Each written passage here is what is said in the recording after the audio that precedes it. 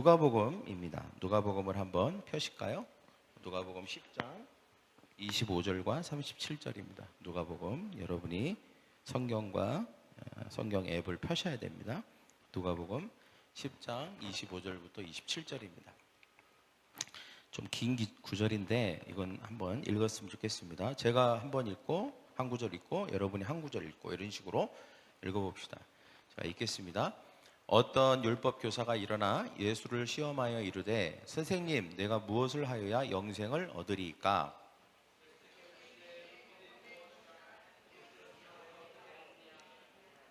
대답하여 이르되 내 마음을 다하여 목숨을 다하며 힘을 다하며 뜻을 다하여 주 너의 하나님을 사랑하고 또한 내 이웃을 내 자신과 같이 사랑하라 하였나이다.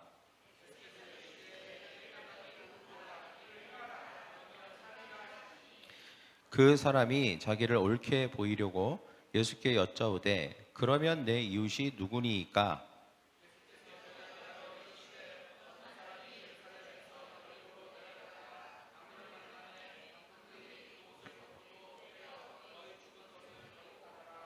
마침 한 제사장이 그 길로 내려가다가 그를 보고 피하여 지나고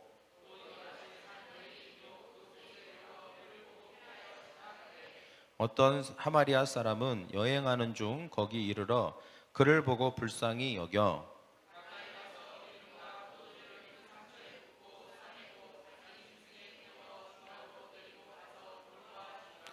그 이튿날 그가 주막 주인에게 데나리온 둘을 내어주며 이르되 이 사람을 돌보아 주라. 비용이 더 들면 내가 돌아올 때에 갚으리라 하였으니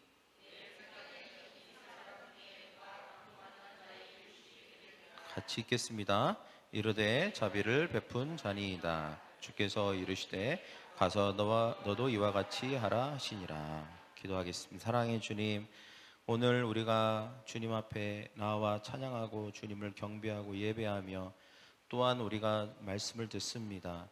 하나님, 말씀을 들을 때에 레마를 주시고 우리의 삶이 지금보다 더 확장되고 넓어지고 그 지경이 넓어져서 하나님께서 우리를 통해서 하시고자 하는 일들을 넉넉히 감당하며 축복받는 인생 되게 하여 주시옵소서. 오늘 말씀을 들을 때 이해되지 못하는 것이 없도록 주님 성령님 이해되게 도와주시옵소서. 감사하며 예수님의 이름으로 기도합니다. 아멘. 오늘 설교 제목은 와이드 스펙트럼입니다. 와이드 스펙트럼이라고 하는 좀 어려운 제목을 가지고 우리가 함께 말씀을 나누기를 원합니다. 평상시에 쓰는 단어는 아니지만 제가 이 말씀을 읽고 뭔가 이 말씀에서 말하고자 하는 주제와 좀 비유해서 할 수 있는 뭔가 근사한 말이 없을까 제가 기도하면서 생각하는 중에 떠오른 단어입니다. 스펙트럼. 일단은 좀 멋져 보이는 단어죠. 근데 이게 이제 과학에서 원래 시작된 단어예요. 그래서 프리즘이라고 그래갖고 이렇게 투명한 세모꼴의 프리즘을 이렇게 빛을 통과시키면 그 빛 속에 감추어져 있는 여러 개의 다양한 빛의 파장이 이렇게 보여지게 됩니다. 여러 가지 색깔로. 근데 이거는 이제 이 단어의 쓰임새는 그런 과학에서만 쓰이지 않죠. 굉장히 광범위하게 이 단어를 사용합니다. 어떤 지식이 넓다라고 할 때도 그 지식의 스펙트럼 이렇게 또 정치 또는 취미, 또 경험, 관점, 시각, 마음 이런 걸 비유적으로 아주 넓고 다양하고 아주 다채롭다라고 표현을 할 때 이 스펙트럼이라고 하는 단어를 쓸 수 있습니다. 특별히 스펙트럼이 오늘 제목처럼 와이드하다라고 하는 것은 아주 폭이 넓다라고 하는 것을 의미하죠. 제가 연초에 TV를 샀던 이야기를 한번 들려드리려고 합니다. 사모님은 크고 넓은 걸 좋아해요. 그래서 저를 선택한 거죠. 크고 넓고 이런 거니까 좋아해요. 근데 저는 여러분 생긴 거하고 다르게 반대로 되게 아기자기한 거 좋아합니다. 그 컴팩트한 거, 초소형 이런 거 되게 좋아해요. 그래서 제 사무실에 서랍에 보면 딱 이렇게 조그마한 거 이런 것들만 제가 그런 거를 되게 선호해요. 그런 거 있으면 갖고 싶다 이런 마음이 듭니다. 가끔은 그래서 저희 사모님하고 의견 차이가 날 때가 있어요. 예를 들면 저 빅토리아 홀에 제가 연초에 기도회를 하려고 필요해서 TV를 샀어요. 근데 40인치 TV가 저는 뭐 이 정도면 됐어 하고 샀는데 저희 사모님 눈에는 너무너무 작아 보이는 거예요. 그래갖고 계속 10개월 동안 계속 얘기를 하는 거예요. 너무 작다. 왜 그렇게 작은 걸 샀냐. 대범하지 못하다. 쪼잔하다. 글씨가 도무지 보이질 않는다. 왜 빨리 안 바꾸냐. 막 계속 저를 쪼는 거예요. 금요일마다 쪼고 볼 때마다 쪼고 계속 그런 거예요. 근데 또 저는 좀 잘 견디는 편이에요. 그냥 그렇구나 하고 견뎠어요. 근데 견디다 제가 결국은 더 못 견뎌서 어제 바꿨습니다. 이번 주에 65인치 대형 와이드 TV로 제가 바꿨어요. 사모님이 아주 좋아하시더라고요. 아, 잘했다고. 어? 더 커야 된다고. 75인치는 돼야 된다고 그러더라고요. 그래서 됐다고 하면서 제가 못 들은 척 했는데 사실 사모님 너무 좋아하셔서 근데 저도 무척 기뻤어요. 예, 이제 더 이상 잔소리를 듣지 않아도 되니까 얼마나 저도 기쁘겠습니까? 제가 이 이야기를 생각하면서 성경을 떠올려 보니까 예수님이 당시에 어떤 율법학자들이나 제사장이나 레위인들, 종교 지도자들을 향해서 이런 비슷한 이야기를 많이 하셨던 것 같아요. 너희들의 생각이 너무 좁다. 너희들이 생각을 좀 바꿔라. 좀 다른 관점으로 봐라. 너희들의 생각과 시야는 너무 작다. 이런 식의 어떤 이런 류의 이야기들을 많이 하는 장면들을 우리는 보게 됩니다. 오늘 우리가 나눌 말씀도 어쩌면 그런 맥락에서 보면 좋을 것 같아요. 어느 날 율법학자가 예수님께 물었죠. 제가 무엇을 하여야 영생을 얻을 수 있습니까? 이 율법학자가 몰라서 알고 싶어서 물었다기보다는 예수님을 시험하고 테스트하기 위해서 이런 질문을 한 것입니다. 자신의 생각과 같은지, 그리고 예수님이 이 질문에 대해서 제대로 알고 있는지, 이런 게 이제 궁금한 거죠. 그리고 사실은 이미 자기가 이 질문에 대한 답을 자기는 가지고 있거든요. 그러니까 결국은 뭐예요? 영생을 어떻게 하면 얻을 수 있습니까? 라고 물었다는 것은 이미 자기는 영생을 어떻게 얻는다는 걸 알고 있다는 뜻이에요. 이제 알고 물은 거거든요, 사실은.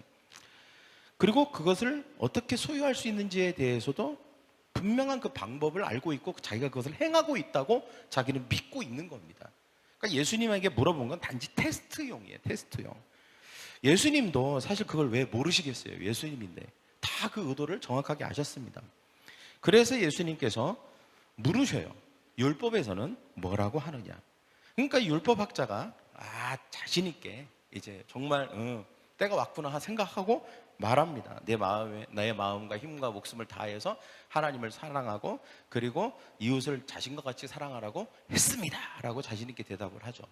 그러자 예수님께서는 그 답이 옳기 때문에 정말 잘 대답했다. 네 대답이 옳다 하시면서 그렇게 행하라. 저를 한번 따라해 볼까요? 그렇게 행하라.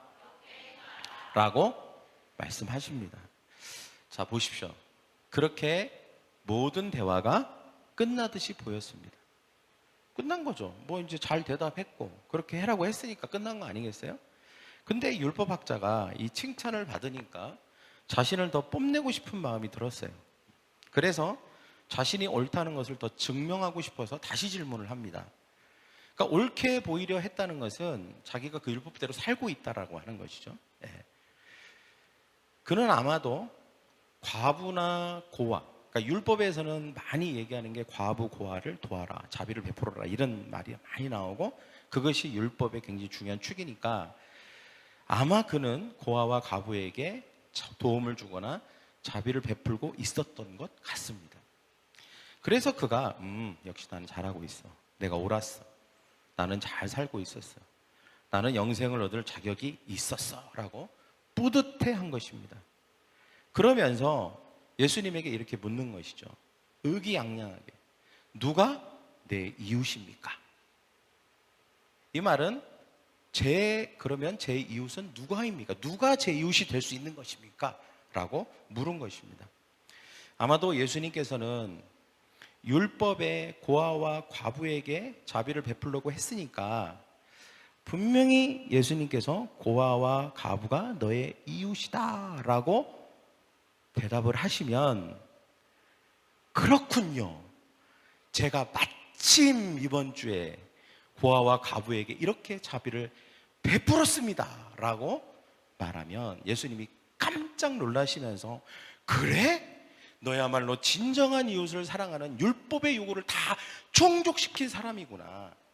네가 영생을 얻지 못하면 누가 영생을 얻는단 말이냐 라고 하는 말을 이 율법학자는 기대하고 있었을지도 몰라요. 그래서 이 질문을 한 것이죠. 그런데 예수님은 그가 기대한 답을 주시지 않고 엉뚱하게도 한 가지 비유를 얘기하십니다. 바로 선한 사마리아인 비유죠.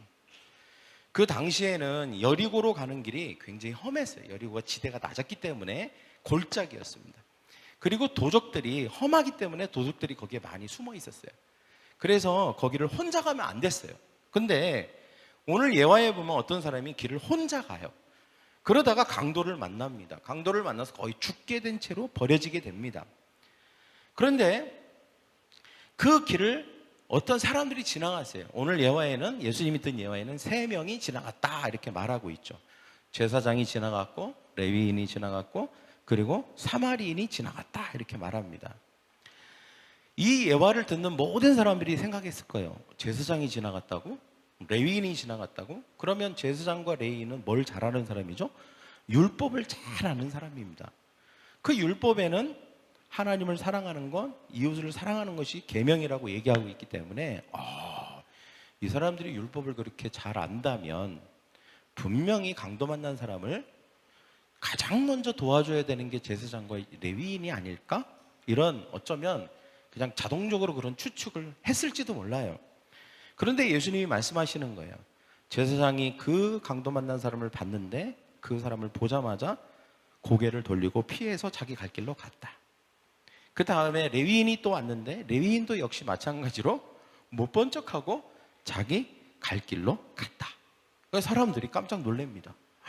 어떻게 그럴 수 있지? 그런데 누구도 기대하지 않았던 사마리아인이 불쌍히 여겨서 상처를 치료하고, 그리고 돌봐주고, 다음 날도 그를 돌보라고 돈까지 주고 여관까지 데려갔다라고 예수님께서 말씀해 주십니다. 여러분, 이 비유는 예수님의 의도가 있어요. 당시 유대 사람들은 순수 혈통인 유대인만 하나님의 선택을 받았다고 생각했거든요.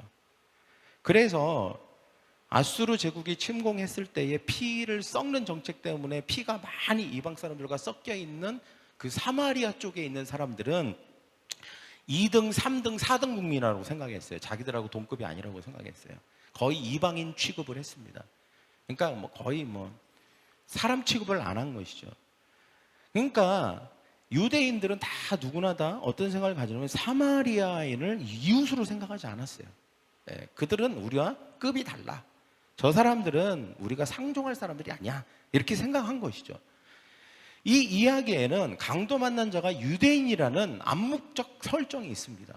왜냐하면 여리고 지방을 다니는 사람들은 다 유대인이에요. 그러니까 유대인이 강도를 만난 거예요.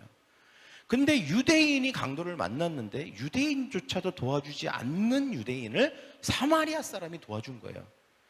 유대인만 사마리아 사람에 대한 적대감을 가지고 있는 게 아니라 사마리아 사람도 그렇잖아요, 여러분. 저 사람이 나를 싫어하는데 내가 너를 좋아할 리 없잖아. 이런 거 있잖아요. 그러니까 사마리아 사람도 싫은 거예요. 적대감을 가지고 있었다는 것입니다. 여러분, 유대인을 도와준 사람이 자신들이 평소 이웃이라고 생각했던 사람이 아니라 이웃이 아니라고 생각했던 사람이라는 점에서 이 비유를 듣는 모든 사람이 지금 당황한 것입니다.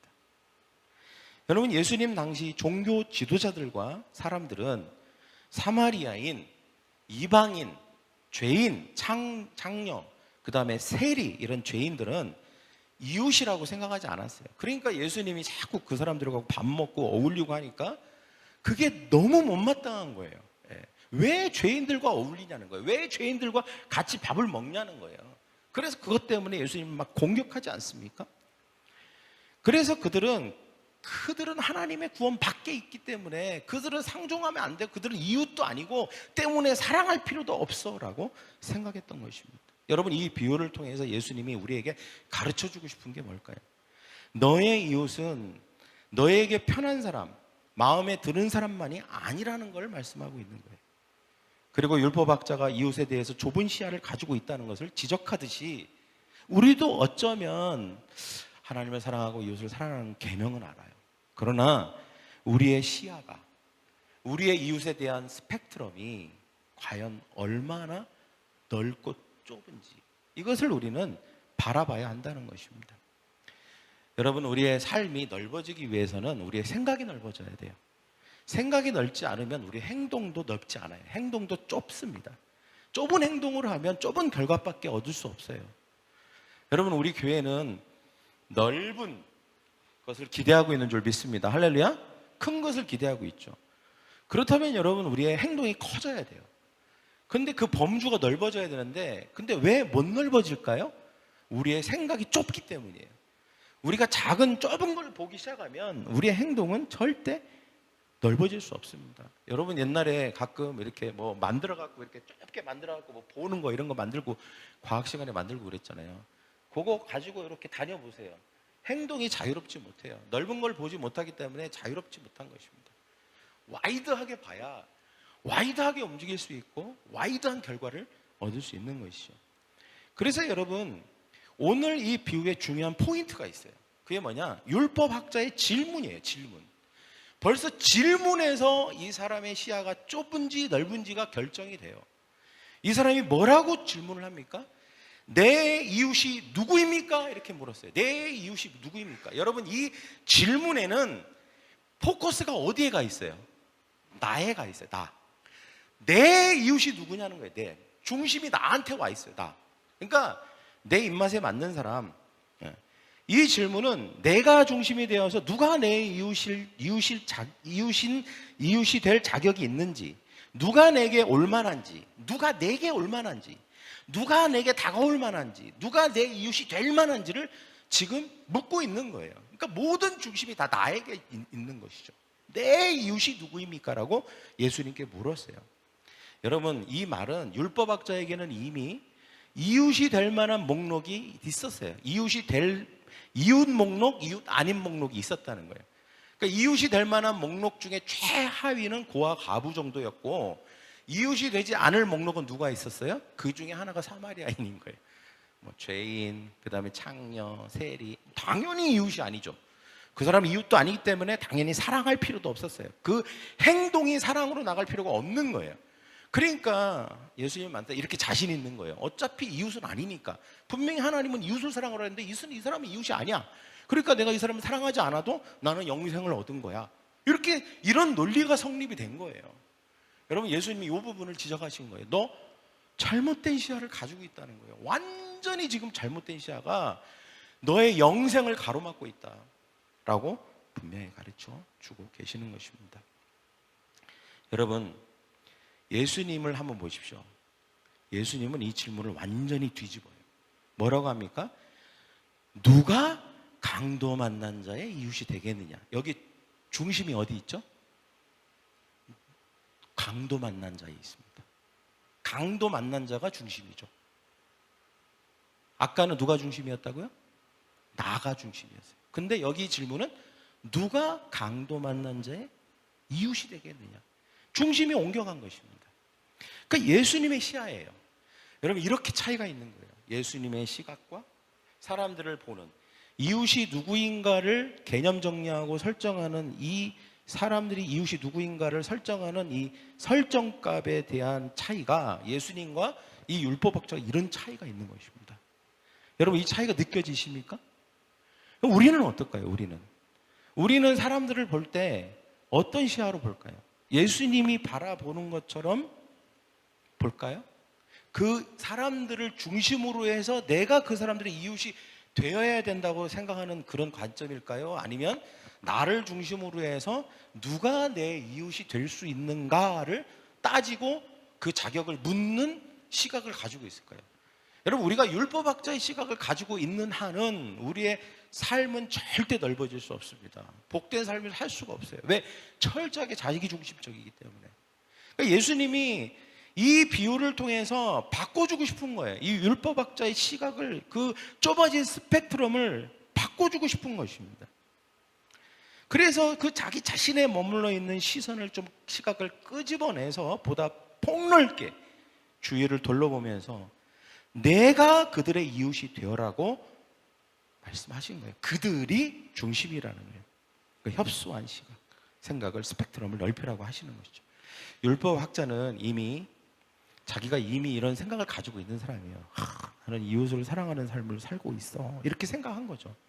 그렇지만 예수님은 내 이웃의 범위가 너무 좁고 편협하다, 너 중심적이다라고 하는 것을 정확하게 지금 사실 지적하신 거예요.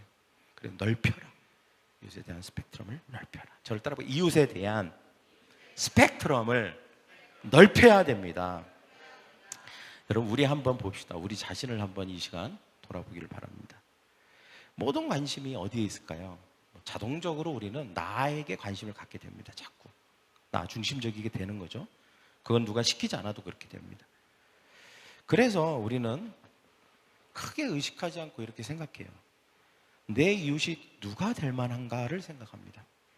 그래서 이 사람을 이렇게 보니까 이 사람은 이래서 안 돼, 내 이웃이 될 수 없어, 저 사람은 외국 사람이야, 이래서 안 돼, 저 사람은 나이가 너무 많아, 이래서 안 돼, 저 사람은 너무 나이가 적어, 너무 어려, 나하고 세대 차이가 너무 심해, 이래서 안 돼, 저 사람은 내 이웃이 아니야, 저 사람은 사는 곳이 너무 다른데 나는 이런 곳에 사는데 저 사람은 저런 곳에 사네, 안 되겠어, 어울리지 않아, 저 사람 직업은 저거네, 나하고 너무 달라, 완전 직업군 자체가 달라, 안 돼, 저 사람은 학교를 저기를 다니네, 나는 이런 학교 다니는데 저 사람은 학교 너무 달라서 안 돼, 배경이 달라서 안 돼, 성격이 달라서 안 돼, 성향이 달라서 안 돼, 생긴 게 달라서 안 돼. 모든 것이 나의 이웃이 안 되는 이웃뿐인 거예요. 그렇다면 우리는 어디서 이웃을 찾을 수 있습니까? 우리가 사랑해야 되는 이웃은 어디에 있을까요? 이 율법학자는 예수님의 질문에 사마리아인이라고 하지 않았어요. 왜 그랬을까? 저는 이런 생각이 듭니다. 불편한 거예요. 왜? 아니라고 계속 생각했던 사람을 예수님께서 사실 이 질문을 통해서 사마리아인입니다 라고 대답하는 순간, 누가 강도 만난 자의 이웃이 되겠느냐라고 물었을 때 사마리아인입니다 이렇게 대답하는 게 맞는데, 이 말이 안 나오는 거예요. 이 편견과 이 사고방식이 다 굳어져 갖고 말하기 싫은 거예요. 여전히 내 마음 안에는 그래도 사마리아인은 아니야, 그래도 저 사람은 이웃이 될 수 없어, 이런 마음이 너무 자기를 꽉 잡고 있는 거예요. 이 패러다임을 꽉 잡고 있는 거예요. 그러니까 뭐라 그래요? 자비를 베푼 사람입니다라고 돌려 말하는 거예요. 돌려까기 있잖아요. 돌려까기. 돌려 말하는 거야. 직접 말하고 싶지 않아. 자존심 상해. 그리고 자기가 인정하고 싶지 않아. 자기가 편협한 사람이라는 거, 그 다음에 자기가 시야가 좁다는 거, 그리고 나 중심적으로 이웃을 바라본다는 사실을 인정하고 싶지가 않은 거예요. 그러니까 자비를 베푼 사람입니다, 마지못해 대답하는 거예요. 마지못해. 불편한 거죠. 그러면서 율법학자가 지금 침울해졌어요. 침울해졌어요. 아까는 어땠죠? 기분 좋았죠.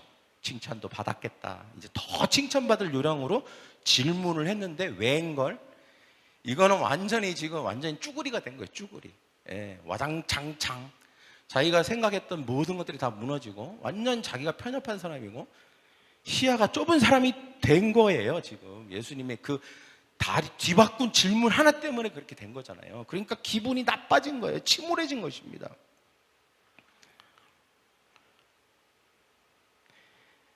여러분, 우리는 어떨까요? 자신이 생각했던, 믿었던 모든 것이 와장창 무너지는 것을 율법학자는 느꼈습니다. 율법의 카테고리를 다시 설정하신 거예요. 여러분, 우리도 우리 자신을 봐야 돼요. 저도 이 말씀을 준비하면서 저 자신을 한번 돌아봤어요. 나는 누군가를 전도하려고 할 때, 우리 교회에 온다고 할 때 나는 어떤 시야를 가지고 있을까? 저 사람은 불편해, 저 사람은 안 왔으면 좋겠어, 혹시 이런 게 있지는 않은가? 그렇다면 나는 정말 이웃을 사랑하는 게 맞나? 예수님이 말씀하신 것처럼. 그리고 나의 시야가 너무 좁은 게 아닐까? 이렇게 좁으면 나의 행동도 작아질 텐데, 그럼 내 행동이 작으면 당연히 작은 결과를 낳을 수밖에 없는 거 아닌가? 이런 생각이 들더라고요. 회개가 됐, 회개가. 하나님, 회개합니다. 제가 너무 시야가 작았습니다. 너무 저중심적이었습니다. 우리는 어떤 사람을 보면 이런 생각부터 해요. 내가 얼마나 저 사람을 내가 이웃으로 생각하는 순간 얼마나 많은 손해를 봐야 될까? 이런 생각이 듭니다. 얼마나 많이 내가 애써야 되는지, 얼마나 내가 많이 희생해야 되는지 이런 걸 막 생각하게 돼요. 그래서 되도록이면 좀 덜 희생하고 덜 손해보고 기왕이면 서로서로 윈윈할 수 있는 그런 사람을 이웃으로 삼고 싶어 하는 게 우리의 속성입니다. 그러나 예수님은 그것은 아니라고 말씀하고 있는 거예요. 네.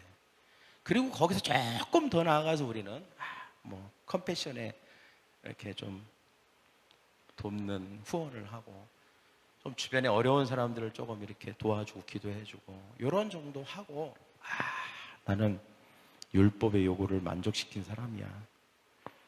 나는 하나님을 사랑할 뿐만 아니라 이웃도 사랑하는 사람이야 라고 하면서 자기 만족을 합니다. 근데 예수님은 오늘 분명히 말씀하세요. 충분하지 않다. 어쩌면 이것은 우리의 착각일 수 있다는 것이죠. 여러분, 우리의 생각이 바뀌어야 되는 줄 믿습니다. 할렐루야. 우리가 사실은 이제 남이따를 시작해요.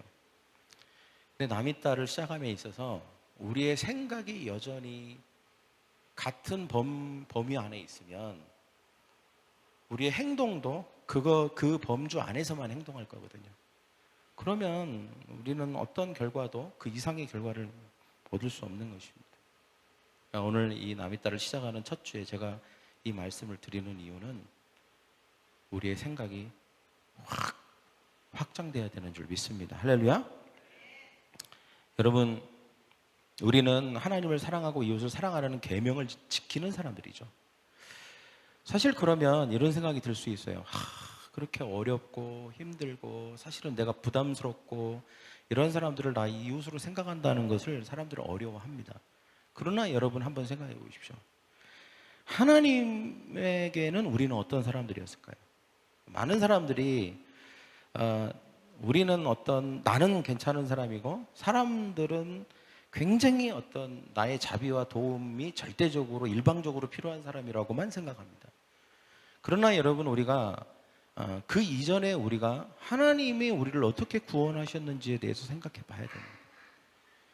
성경에 보면 도적이 온 것은 멸망시키고 죽이려고 하는 것뿐이요 내가 온 것은 생명을 얻게 하고 더 풍성히 얻게 하려 함이다라고 말씀하셨죠. 그러니까 예수님이 보는 관점은 이 세상의 모든 사람은 다 강도 만난 사람이에요. 왜? 사단 때문에, 악한 영 때문에 죄에 빠져서 지옥 갈 사람들이잖아요. 모든 인류에 그렇지 않은 사람은 단 한 명도 없는 거예요. 그 사람들이 얼마나 수준 높은 삶을 사느냐, 직업이 얼마냐, 이건 하나도 중요하지 않습니다. 모든 사람은 다 강도 만난 자였어요. 근데 예수님이 이 땅에 오셔서 뭐가 되어주신 겁니까? 강도 만난 자의 이웃이 되어주신 것이죠. 그러면 그 첫 번째 혜택은 누가 받은 겁니까? 강도 만난 우리가 예수님을 믿음으로 말미암아 이웃을 삼아주심으로 우리가 그 강도 만난 자가 선한 사마리아 사람이 상처를 싸매주시고 그리고 그 구원하고 그 생명을 구하는 것처럼 우리도 생명을 그렇게 얻은 겁니다. 그러니까 우리는 1차적으로 우리는 예수님의 이웃이 됐던 거예요. 할렐루야. 그리고 또 누군가가 나를 이웃으로 사랑해야 될 이웃으로 생각해 줬던 겁니다. 그러니까 우리가 이렇게 구원을 얻은 거예요.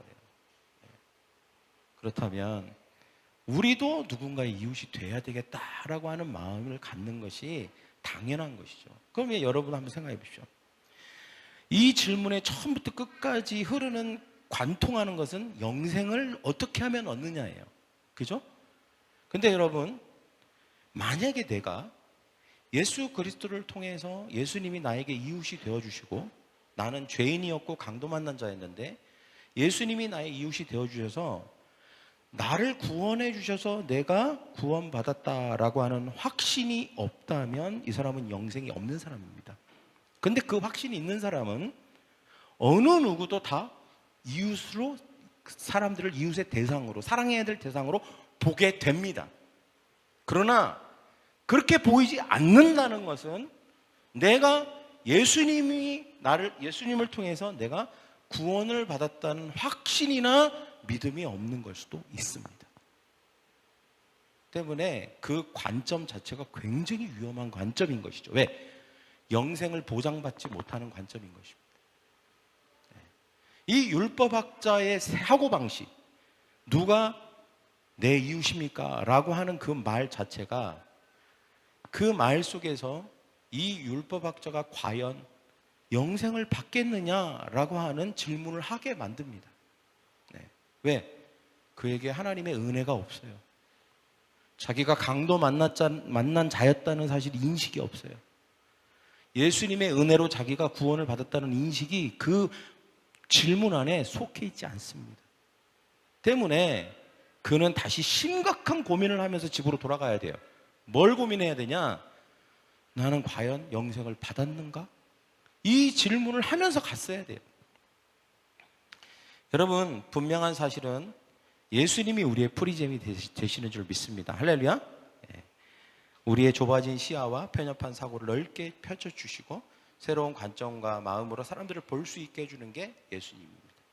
우리가 예수님을 통해서 은혜를 받았고 예수님을 통해서 구원을 받았습니다. 예수님이 우리 이웃이 되어져 주셨기 때문에 우리가 이웃이 되지 못할 사람은 없는 줄 믿습니다. 할렐루야.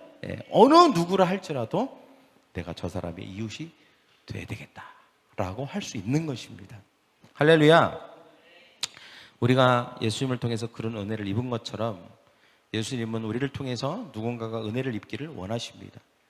그래서 누군가의 이웃이 선입견 없이, 편견 없이, 문화, 사회적 기준, 개인적인 기준을 넘어서 누구나 우리의 이웃이 될 수 있도록 우리의 눈을 넓히시라고 말씀하고 있는 것입니다.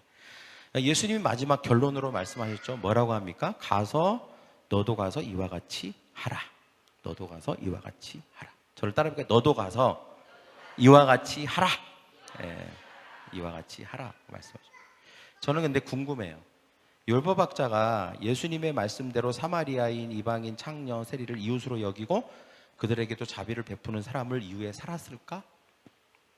아니면 근심하며 돌아가며 심대한 고민을 하면서 돌아갔을까? 아니면 아니야, 정신승리, 예수님이 뭐라고 했던 자기가 뭘 알아, 나는 내가 생각이 옳아, 그렇게 하면서 예수님의 말씀을 무시했을까? 좀 궁금해요. 이 사람이 이름이 안 나오기 때문에. 여러분, 우리는 그가 어떻게 하면 영생을 얻을 수 있습니까? 라고 물었다는 것을 우리는 꼭 기억해야 합니다. 그가 알고 행하는 것만으로 충분하지 않습니다. 예수님은 그가 영생을 얻을 길을 분명하게 알려주셨다는 것을 우리는 기억해야 하는 줄 믿습니다. 여러분, 우리가 진정 구원받은 하나님의 자녀라면, 하나님을 사랑한다면 우리는 우리의 생각을 넘어서 이웃에 대한 개념을 넓히는 것이 필요한 줄 믿습니다. 그리고 너도 가서 이와 같이 하라는 말씀에 따라서 우리도 순종하는 것입니다. 우리가 우리의 어떤 그런 것들을 넘어서야 되는 것이죠. 어떤 누구는 되고요, 누구는 안 되고, 이런 구별이 있으면 안 되는 것입니다. 우리의 프리즘이 폭넓어야 되는 것이죠. 우리는 내가 이웃을 선택하는 게 아니에요. 이웃은 내가 자비를 베푸는 존재입니다. 할렐루야. 내가 자비를 베푸는 존재가 이웃이지, 내가 내 취향에 맞게 취사 선택하고 선택하는 게 이웃이 아니라는 것입니다. 여러분, 우리 주변에는 우리의 자비가 필요한 사람들이 많이 있는 줄 믿습니다. 우리의 도움이 필요한 사람들이 많이 있습니다. 그들을 찾으십시오. 그리고 이웃이 되어 주십시다. 할렐루야. 우리 옆에 사람에게 이웃이 되어 주십시다. 옆에 사람에게 내가 당신의 이웃입니다. 그러면 누구나 사랑할 수 있는 줄 믿습니다. 그런 저와 여러분이 되기를 원합니다. 이 시간 한번 다 같이 일어나셔서 우리 같이 기도하기를 원합니다.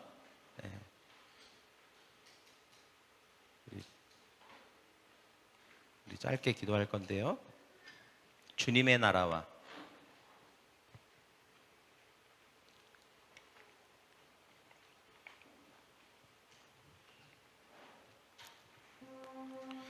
여러분, 이 시간 우리가 기도할 때는 이렇게 기도했으면 좋겠습니다. 그냥 단순하게 기도해야 하면 좋을 것 같아요. 주님, 우리의 시야가 좁아져 있다면 우리의 시야를 넓혀주시고 우리의 생각을 넓혀주시고, 나 중심적인, 사람들에 대한, 이웃에 대한 개념이 나 중심적인 개념이 아니라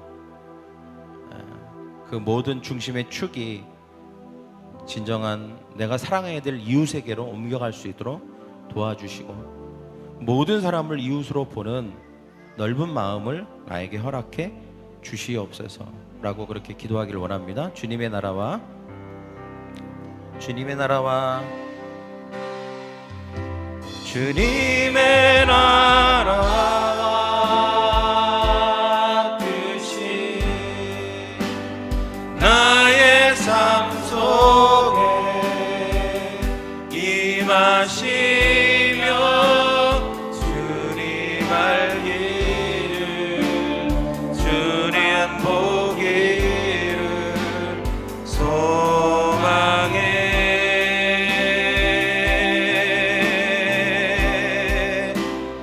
거룩히 살아갈 힘과 두려움 없는 믿음 주신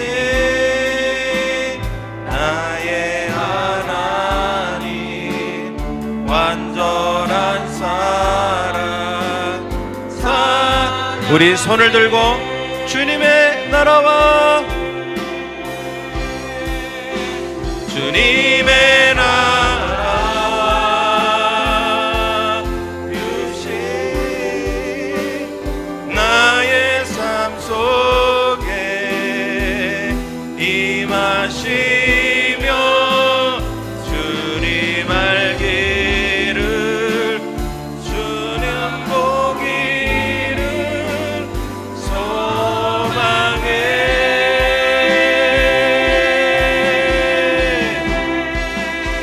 거룩히 살아갈 힘과 두려움 없는 믿음 주신 나의 하나님, 완전한 사랑 찬양해. 이 시간 우리 같이 기도하겠습니다. 주님, 우리에게 우리의 시야를 넓혀 주시옵소서.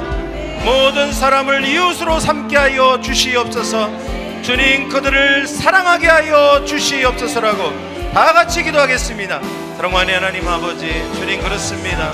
하나님, 우리의 시야를 넓혀 주시고 우리의 스펙트럼이 와이드하게 해 주시고, 하나님, 우리가 하나님 좁아진 시야를 가지고 사람들을 대하지 않게 하시고, 누가 내 이웃이 되겠습니까? 라고 하며 모든 중심을 나에게 두는 것이 아니라, 누가 저 사람의 이웃이 되겠습니까? 내가 그 사람의 이웃이 될 것입니다 라고 말할 수 있는 우리의 시야가 예수님의 시야를 가질 수 있도록, 내가 누구든지 그 사람의 이웃이 될 것입니다 라고 말하는 우리가 되게 하여 주시옵소서.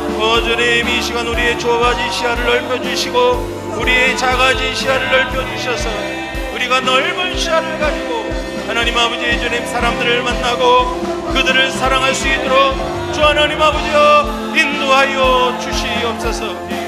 주님, 우리가 진정으로 사람들을 사랑하는, 그래서 영생을 나누는 얻는 우리 모두 되게 하여 주시옵소서. 나의 하나님 아버지, 주님, 주님을 하나님 아버지 우리의 삶 가운데에 하나님 진정으로 우리가 승리할 수 있게 하시고, 우리의 행동을 통하여서 주님, 우리가 좋은 결과, 넓은 결과를 얻게 하여 주시옵소서. 아멘.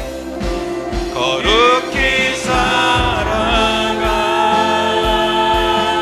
힘과 두려움 없는 믿음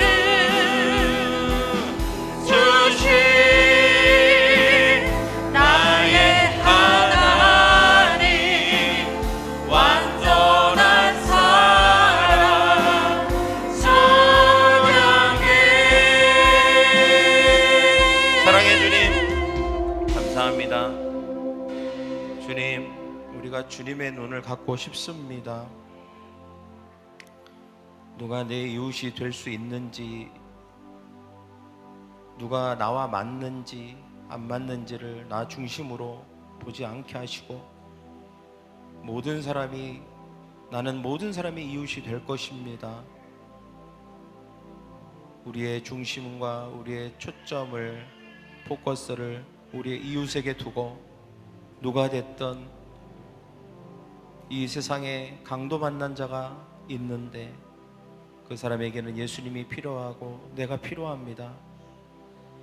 내가 그들을 위해서 얼마나 희생하고 헌신할까를 먼저 생각하는 것이 아니라, 그들이 얼마나 상처받고, 그들이 얼마나 아프고, 그들이 어느 정도까지 죽어가고 있는지를 생각하고, 그들에게 내가 이웃이 돼야 되겠다라고 하는 마음을, 결단을 하는 우리의 인생이 되게 하여 주시옵소서.